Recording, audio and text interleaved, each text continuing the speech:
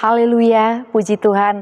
Salam sejahtera Bapak Ibu, Saudara-saudari keluarga besar GPDI El Shaddai Magelang yang diberkati oleh Tuhan. Puji Tuhan, mari hari ini kita akan merenungkan kebenaran firman Tuhan dalam Amsal pasal 26. Sebelum kita membaca ayat firman Tuhan, mari kita bersama-sama deklarasikan rise up, bangkit, bergerak, berdampak. Tuhan Yesus memberkati, menolong kita untuk terus hidup berdampak mulai dari sekarang sampai akhir hidup kita. Mari Bapak Ibu dengan sukacita kita membaca ayat firman Tuhan. Amsal pasal 26 ayat 1. Saya bacakan dan ayat 1 dan ayat 8 ya. Seperti salju di musim panas dan hujan pada waktu panen, demikian kehormatan pun tidak layak bagi orang bebal. Ayat 8. Seperti orang menaruh batu di umban, demikianlah orang yang memberi hormat kepada orang bebal. Puji Tuhan Bapak Ibu yang diberkati oleh Tuhan, saya memberikan judul untuk kita dalam ayat firman Tuhan Amsal pasal 26 adalah kehormatan. Hari ini kita belajar tentang kehormatan. Dan kita melihat ya, kalau kita melihat Amsal pasal 26 ini ayat 1 sampai ayat 12 itu berbicara tentang kelakuan hidup orang bebal. Nah hari ini saya tidak mengangkat judul orang bebal karena di renungan sebelumnya juga kita pernah belajar tentang orang bebal. Namun kalau Bapak Ibu Saudara ingin mendalami apa saja ya kelakuan orang bebal dan Bapak Ibu ingin menghindari, kita semua ingin menghindari hal tersebut, maka bacalah ayat 1 sampai ayat 12. Bahkan ada juga dalam bagian-bagian yang lain. Tapi khususnya ayat 1 sampai ayat 12 ini adalah berbicara tentang orang bebal. Siapa orang bebal? Orang bebal adalah orang pintar sebetulnya Bapak Ibu Saudara. Namun bodoh firman Tuhan katakan. Kenapa dikatakan bebal? Sebab sebenarnya bukan berarti tidak bisa atau tidak pintar. Orang bebal adalah bisa saja saya atau siapapun. Karena orang bebal itu orang yang sudah diajari sesuatu hal. Contoh, ada peraturan yang harus dilakukan bersama. Ataupun contoh, ada hal-hal yang harus kita lakukan secara perorangan ataupun kelompok. Namun ketika mengetahui hal-hal atau rambu-rambu kehidupan yang harus dipatuhi, orang tersebut enggan untuk melakukan, lebih memiliki kecenderungan melakukan tindakan yang dia memikirkan itu adalah baik bagi pandangannya atau baik menurut pandangannya dirinya sendiri atau pengetahuannya sendiri, tidak melakukan hal-hal yang merupakan mufakat. Nah, oleh karena itu firman Tuhan menggambarkan orang-orang yang seperti ini adalah orang bebal.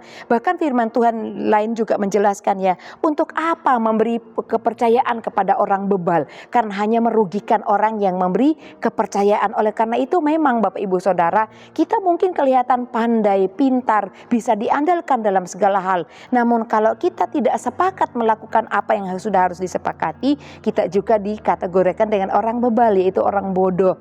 Bukan berarti tidak pintar, bisa diajari, tapi tidak mau taat melakukan hal-hal yang menjadi ketetapan dalam hidup. Nah, ketetapan rohani dalam hidup kita adalah melakukan firman Tuhan. Menjadi bebal atau bodoh oleh firman Tuhan ketika kita tahu firman Tuhan, tapi tidak melakukannya, malah melakukan apa yang menurut hati kita itu baik atau ingin kita lakukan. Nah, Bapak Ibu Saudara, mari kita belajar kehormatan. Kehormatan adalah milik Allah. Kehormatan adalah pangkat Allah, bahwa dia Allah yang layak menerima penghormatan, layak diberikan hormat. Ya, dia yang menerima pengagungan dari setiap anak Tuhan.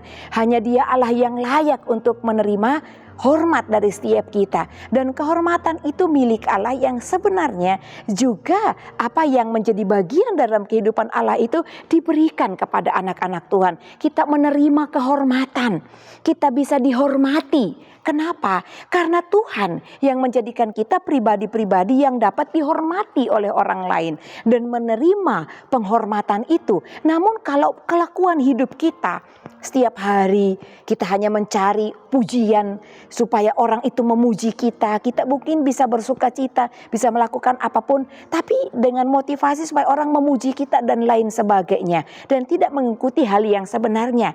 tatanan hidup yang sebenarnya, maka semua itu menjadi sia-sia. Nah, Bapak Ibu, kehormatan Amsal katakan di ayat 1 maupun ayat 8 tidak layak diberikan kepada orang bebal, orang yang tidak melakukan apa yang sudah diputuskan bersama, tapi kecenderungannya melakukan hal-hal yang lain yang menurut dia baik. Itu dikatakan adalah orang tersebut orang bebal.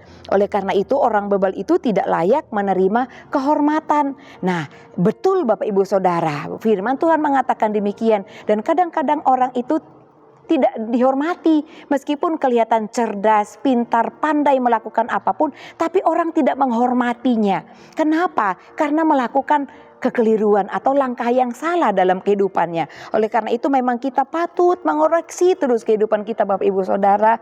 Apakah hal-hal yang kita lakukan itu sebenarnya hanya untuk menonjolkan diri kita, ataukah kita sedang melakukan hal yang benar dan yang ditonjolkan adalah Tuhan yang ada dalam hidup kita. Sehingga kehormatan yang adalah milik Tuhan itu juga diberikan bagian dalam kehidupan kita. Alangkah bahagianya kalau kita menerima kehormatan itu dari orang lain. Orang lain menghormati Bapak Ibu Saudara. Mungkin saudara-saudari masih muda, tapi saudara-saudari dihargai oleh orang lain, dihormati. Masih muda, Bapak Ibu kita yang mungkin sudah juga dewasa ataupun kita sudah usia, tapi kita tetap dihormati oleh orang lain. Itu anugerah dari Tuhan. Dan Tuhan yang memberikan penghargaan, penghormatan tersebut melalui orang lain atas apa yang kita lakukan, prestasi hidup yang kita lakukan di hadapan Tuhan. Karena kita melakukan hal-hal yang benar dalam hidup kita. Ketika diajari, oh harus seperti ini, mungkin untuk mengikuti jalan firman Tuhan. Kalau kita tadi sedang melakukan hal-hal yang bagi kedagingan, tapi kita harus melakukan hal-hal yang benar, mungkin sakit menjadi orang yang harus menerima kehormatan atau menerima penghargaan, dihargai. Tidak mengapa, karena itu indah. Ketika kita menerima hormat atau penghormatan itu, kehormatan itu, hal yang luar biasa, karena kehormatan tidak hanya diterima oleh orang-orang yang mampu atau dikategorikan kaya raya. Tidak Bapak Ibu, kehormatan Tuhan berikan kepada kalangan siapapun, baik itu mungkin dia masih muda, masih kecil, ataupun dia mungkin hidupnya sederhana, tidak harus bergelimpangan harta. Kehormatan itu diberikan oleh Tuhan dan datangnya dari Tuhan melalui sesama kita. Namun meskipun sebesar apapun kepandaian, keahlian, kekayaan kita, kalau kita tidak menjaga perilaku kita, tentu kehormatan itu tidak diwariskan dan tidak kita miliki. Seperti dalam ayat 1 dikatakan bahwa seperti salju di musim panas, ini perumpamaan. Bapak Ibu bayangkan di Indonesia ini, di Magelang ya, atau dimanapun Bapak Ibu Saudara, ada salju. Tapi jam 7 matahari sudah panas sekarang. Salju itu apakah tetap kokoh, kuat, nutupi satu pohon? Tentu cair, meleleh, gak kelihatan saljunya lagi. Begitu senyap dan sederhananya kehormatan orang bebal. Orang yang tidak mau dididik dan tidak mau menerima didikan yang benar. Tidak mau menerima firman Tuhan. Tetap menjalankan sesuai prioritas dalam hidupnya yang dipandang baik. Tetapi berbeda ketika orang itu menerima ajaran yang benar, dia lakukan, dia renungkan, maka dia akan menerima kehormatan. Meskipun mungkin kemarin orang itu melakukan kesalahan atau pelanggaran besar. Tapi kalau dia seperti contoh Daud dalam Mazmur 51. Dia menyadari dosanya, dia bergumul, dia mohon ampun. Dan dia sadar bahwa dia sangat berdosa. Dan dia tidak ingin jatuh ke dalam dosa yang sama. Dia benci dosa itu. Dan dia berikan hidupnya sepenuhnya kepada Tuhan. Maka kehormatan itu datang Bapak Ibu Saudara. Daud itu setelah jatuh pun dalam dosa, tapi ketika dia bertobat dia kembali dihormati. Kenapa? Tuhan yang memberikan kehormatan itu kepada Daud. Demikian juga dalam kehidupan kita Bapak Ibu. Selanjutnya perumpamaan dikatakan seperti hujan pada waktu panen. Hujan pada waktu panen. Kalau musim panen katakan jagung. Jagung para petani itu Bapak Ibu atau padi. Ya, sudah mulai menguning, tapi datang hujan deras atau pas panen, tiba-tiba hujan deras. Tidak bisa lagi petani itu menyelamatkan hasil panennya, terkena hujan, maka akan jadi apa? Rusak. Padi yang masih ada kulit pun bisa rusak, tidak jadi beras yang mahal karena warnanya berbeda. ketika sudah dijemur pun atau digiling akan berbeda mutunya. Kualitasnya jadi rendah, tidak berharga. Sama halnya jagung, ketika sudah mau dipanen tapi hujan deras, maka kadang-kadang kalau tidak cepat dipanen dan dikeringkan, dia tumbuh. Maka akan ada pohon jagung banyak dalam satu jagung. Kerugian datang pada petani. Demikian juga dalam kehidupan orang yang bebal. Nah, Bapak Ibu, tidak ada kehormatan baginya. Ayat 8 dikatakan seperti orang menaruh batu di umban. Demikianlah orang yang memberi hormat kepada orang bebal. Tidak ada artinya, lepas begitu saja.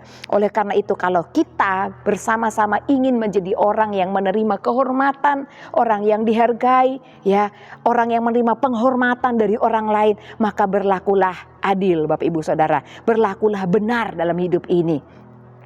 Meskipun ada harga yang kita harus bayar, tetap lakukan kebenaran dalam hidup kita, karena kebenaran itu mendatangkan keindahan, kehormatan dari Tuhan bagi kita. Roma 2 ayat 7 mengatakan, yaitu mereka yang dengan tekun berbuat baik, mencari kemuliaan, kehormatan, dan ketidakbinasaan, mereka akan diberikan hidup yang kekal. Kalau hidup kita di bumi ini aja sudah menerima kehormatan, itu pertanda baik bahwa kita adalah orang yang hidupnya benar, baik, mencari kemuliaan dari Tuhan, mencari kehormatan yang dari Tuhan. Dan tidak hanya itu, firman Tuhan katakan dalam Roma 2 ayat 7, kita menerima hidup kekal. Kenapa? Karena orang yang menerima kehormatan itu pasti hidupnya benar, Bapak Ibu Saudara, ya. Puji Tuhan. Maukah kita hidup menerima penghormatan dari Tuhan? Menjadi orang-orang yang dihormati dimanapun kita berada. Jaga kehidupan kita supaya tetap menjadi orang yang dikagumi, yang dihormati. Puji Tuhan. Tuhan Yesus memberkati Bapak Ibu Saudara sekalian.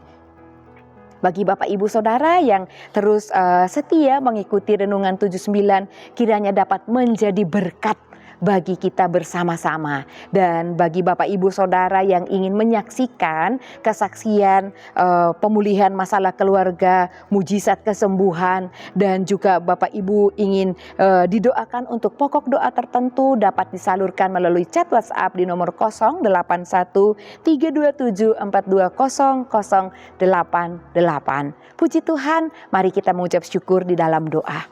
Terima kasih Bapa yang baik, kami berterima kasih untuk kebenaran firman-Mu. Sungguh Tuhan, kami adalah pribadi-pribadi yang juga ingin dihargai, dihormati, dan menerima kehormatan itu daripada Engkau melalui sesama kami. Oleh karena itu ajar hidup kami agar kami tidak menjadi orang bebal dalam hidup ini, tapi kami mau menerima didikan dan melakukannya. Sebab itu bagian di mana kami mencintai Tuhan. Terima kasih Bapa yang baik.